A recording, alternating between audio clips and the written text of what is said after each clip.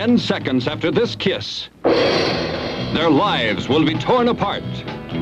So beautiful, but she was damaged goods. Tonight, romance. Tomorrow, remorse. Forever, regrets.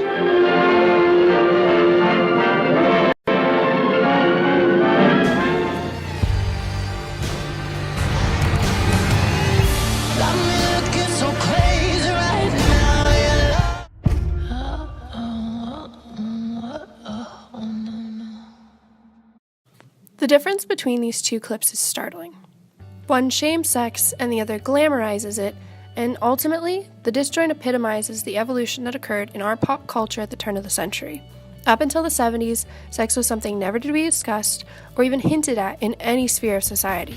Nowadays, media's portrayal of sex is open, in your face, and most importantly, everywhere. You simply cannot escape sex in today's world, so how do we teach our children to handle it? The depth, breadth, and starting age of sex education has always been a hotly debated topic. In recent years, shifts in governing ideologies have widened the divide and made the discussion more pressing than ever. When beginning to truly understand this controversy, it is important to consider a few questions. Do schools have a responsibility to provide some form of sex education? Which form of sex education, abstinence-based or comprehensive, best prepares kids for adult relationships? And what rights do parents have to oppose their child's sex education based upon personal values?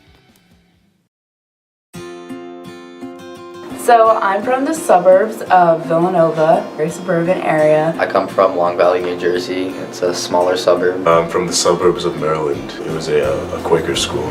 So I am from northern Baltimore County, and I'm in a more rural area. My high school was an agricultural high school predominantly. So in 9th and 10th grade, I went to high school in New York, and that was more like a urban, kind of suburban environment, and that was a public school. And then I went to a private school for 11th and 12th grade, and that was in a more suburban area. I went to a private all-girls Catholic school.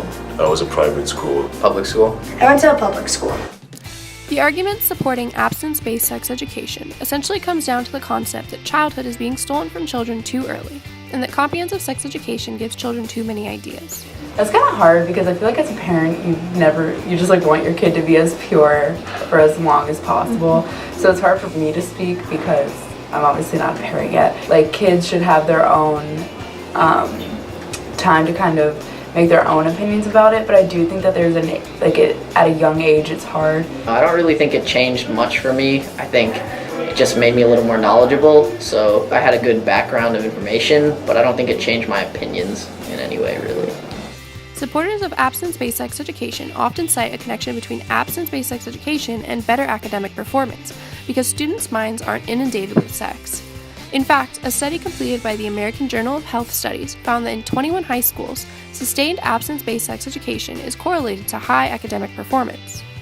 Parents who prefer an education focused on abstinence often have the most difficulty with allowing their children to experience the other form of sex education because of their moral opinion of the alternative. Well, I grew up in a Christian household, so I was taught to wait till marriage. Their opinion means a lot to me, and their beliefs, and we share the same beliefs. I don't think that parents should have control over those kinds of things, but I can understand where a parent comes from when they're trying to teach their kid something or prevent their kid from doing something.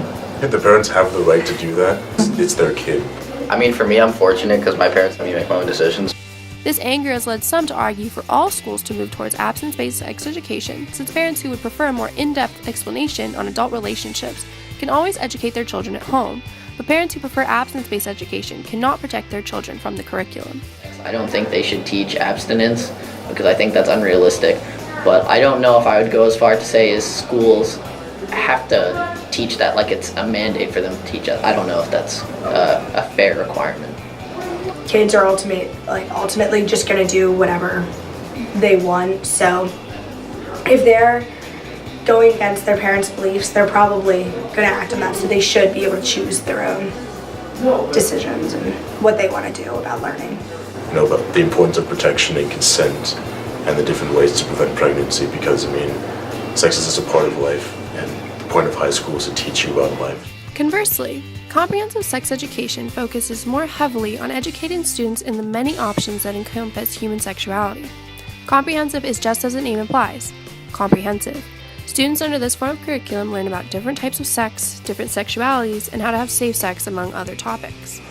Sort of makes sure that everybody gets this information. So My life skills teacher, she taught us to have safe sex because she knew that, the school couldn't stop us from doing it, so she just advocated for safe sex. She had condoms in her office that we could come and take them if we wanted to. How to put a condom on a banana, that's a classic. Also, your routine, what you're supposed to do when you have sex and then after sex. I learned about that.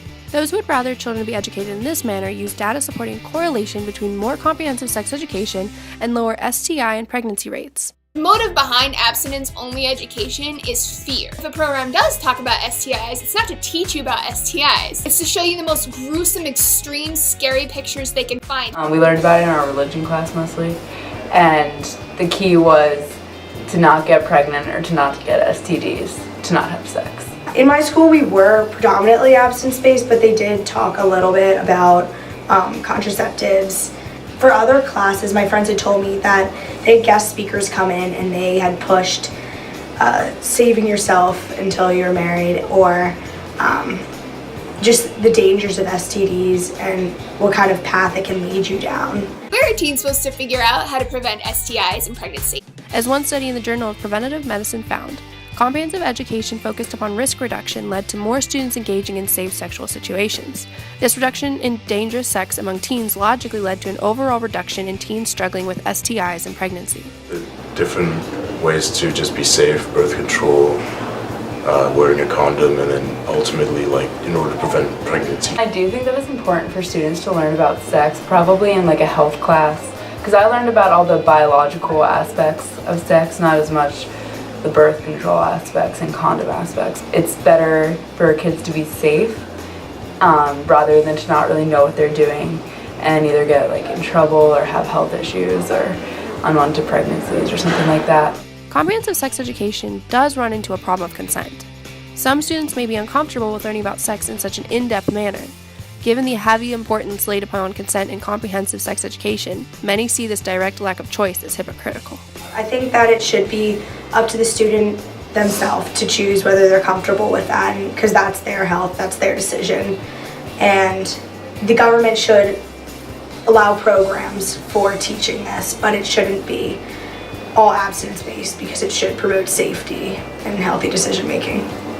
Child, once they're above the age of 18 or adult or whatever, should be able to make the choices for themselves. So I think if you're an adult, you should be trusted. I think that they should just provide all the information that's out there so that the student can gauge it for themselves and kind of have their own perspective and opinion on it. Ultimately, it's the kid's choice whether or not he wants to follow that. Research shows that giving kids information that they need to make healthy, informed decisions about sexuality actually delays the age that they first have sex, that it lowers pregnancy rates and STIs, and that the kids who are taking the abstinence oaths are the most likely to get pregnant or an infection. Ultimately, the jury is still out on whether comprehensive or abstinence-based sex education is more beneficial for children.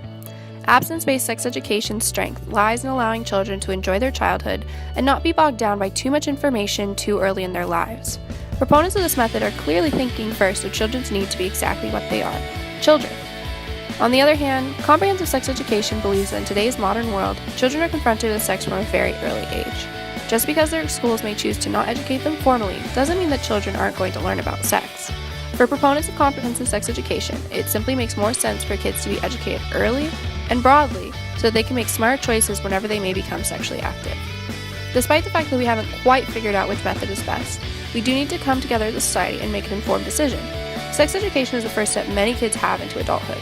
It's only fair to them that we ensure we're providing the best footing we can.